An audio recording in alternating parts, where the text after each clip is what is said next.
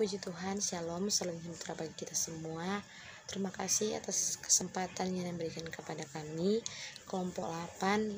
Pada saat ini kami akan memaparkan materi kami tentang hamba Tuhan dan seksualitas. Tapi sebelumnya sini kami akan memperkenalkan kelompok kami. Yang pertama, Sally Hoki Tampilang, Stephen Lintan, dan Lydia Mamangke. Nah, puji Tuhan, kita masuk saja dalam slide yang pertama.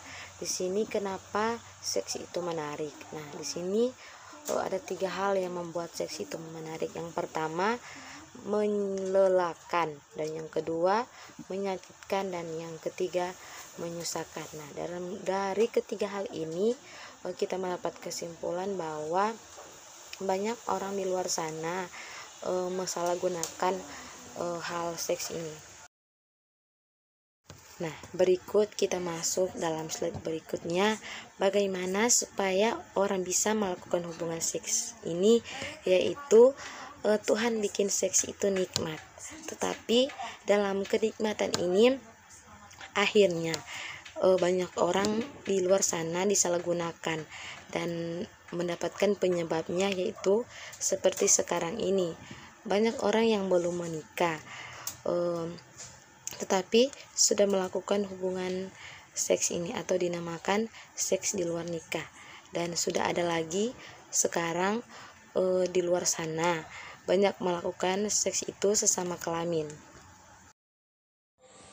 Ya, selanjutnya di sini kita akan melihat bagaimana pemahaman yang benar tentang seksualitas itu sendiri. Ya, teman-teman serta saudara-saudara yang diberkati, ketika kita mengalami atau kita mengetahui latar belakang tentang seks ini, maka kita akan tahu dari mana asal muasal seks. Nah, di sini pemahaman yang benar tentang seks di sini ada 2, yaitu pertama, Tuhan memberikan kita mandat untuk beranak cucu. Nah, kenapa Tuhan memberikan mandat untuk beranak cucu? Yaitu supaya kita sebagai manusia ini boleh melakukan 3 hal. Nah, apa 3 hal itu? Yaitu pertama, memimpin, kedua, mengelola, dan ketiga, memelihara. Nah, jadi pemahaman seks yang benar yaitu ketika Tuhan memberikan mandat kepada kita untuk beranak cucu agar kita bisa memimpin, mengelola, serta memelihara.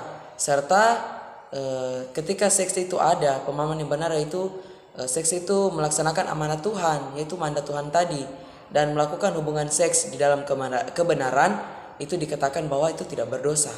Nah, kemudian yang kedua, pemahaman yang benar tentang seks yaitu ada di dalam kitab Maleakhi 2 ayat 15. Nah, di situ firman Tuhan berkata bahwa bukankah Allah yang esa menjadikan mereka daging dan roh, dan apakah yang dikehendaki kesatuan itu, keturunan ilahi. Jadi jagalah dirimu dan janganlah orang tidak setia terhadap istri dari masa mudanya. Nah, yang kedua di sini dapat kita simpulkan bahwa dengan seks maka kita akan mendapat generasi atau keturunan untuk melaksanakan mandat Tuhan. Nah, kemudian dengan seks juga supaya kita ada keturunan ilahi.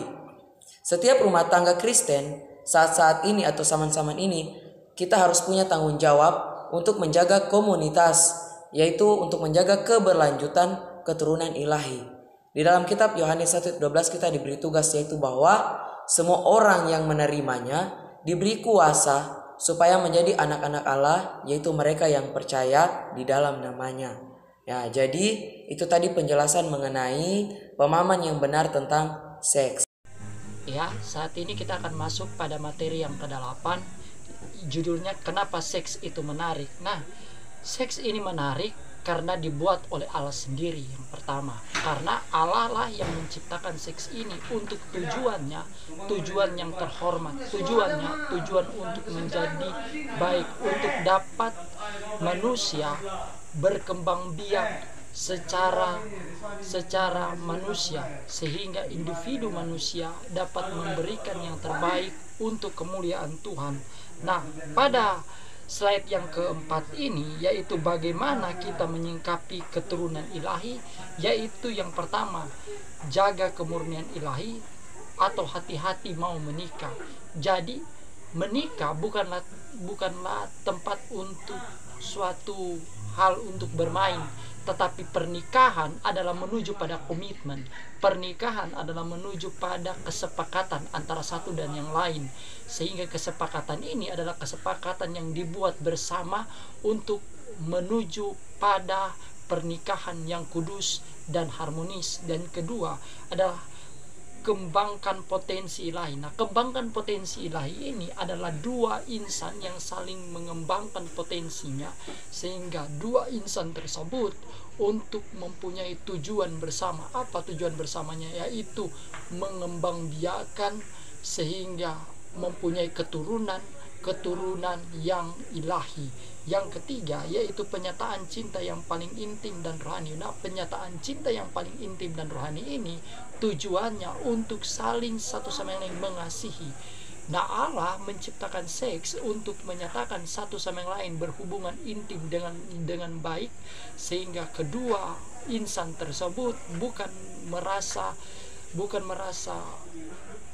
mengalami masalah, tetapi kedua hal tersebut mengalami hal yang terhormat dan mengalami hal yang baik.